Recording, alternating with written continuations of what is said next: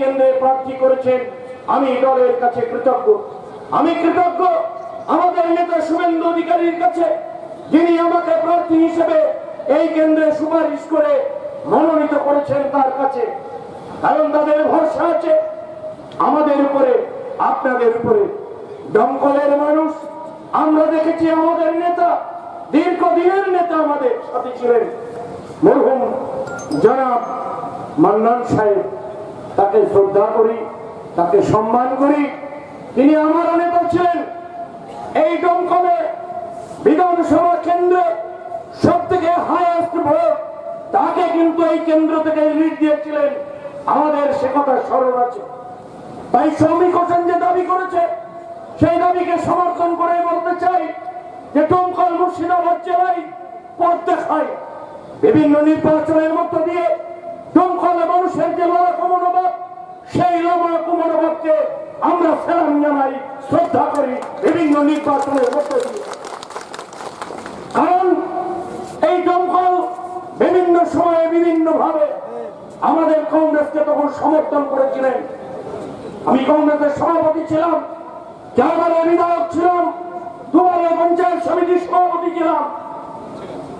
এবং অধীর চৌধুরী যে কথা আজকে বলছে মাঠে এবং ময়দানে, তিনি নাকি আমাদেরকে দলে দায়িত্ব দিয়ে নিয়ে এসেছিলেন। কিন্তু সেই অধীর চৌধুরীকে বলতে চাই, অধীর চৌধুরী যখন দলে আসে তার আগে আমি পঞ্চায়েত সমিতির সভাপতি নওগাঁয়। আমাদের আজকে নেতা নিয়ামত ভাই আজকের জুম্মার দিন, পবিত্র দিন, এই দিনে আমার পঞ্চায়েত সমিতিতে নিয়ে গিয়েছিলেন অধীর চৌধুরীকে হাত ধরে আমার কাছে।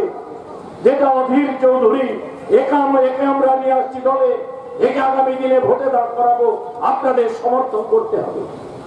এই অধীর চৌধুরী, তিনি আমাদের হাত ধরে মুর্শিদাবাদ জেলায় অধীর চৌধুরী হয়েছিলেন। তিনি আমাদের হাত ধরে মুর্শিদাবাদ জেলায় রবিনুর হয়েছিলেন। আজকে সেই বেঈমান অধীর চৌধুরী, যিনি যোগী আদিত্যনাথের কাছে ছুটে যায় ভোট খেতে, যিনি ছুটে যায় বেঈমান নেতা মুকুল রায়ের কাছে বিজেপি কাকে প্রার্থী করতে হবে তার সভা পরামর্শ চলে, সেই বেঈমান অধীর চৌধুরীকে এবার বাংলায় নয়, এই জেলায় মুর্শিদাবাদ জেলায় আমরা শিক্ষা দিয়ে ছাড়বো। আমাদের নেতা শুভেন্দু অধিকারীর হাতে তুলে দেবো মুর্শিদাবাদ জেলায়। দমকলের মানুষের কাছে চ্যালেঞ্জ, বাংলায় নতুন করে ঝড় উঠেছে, সেই ঝড় মমতা ব্যানার্জির ঝড়, যে ঝড়ে 42-42, মুর্শিদাবাদে 3-3, গোটা বাংলায় অন্য কোন দল থাকবে না, একটাই বিরাজ করবে তৃণমূল কংগ্রেস।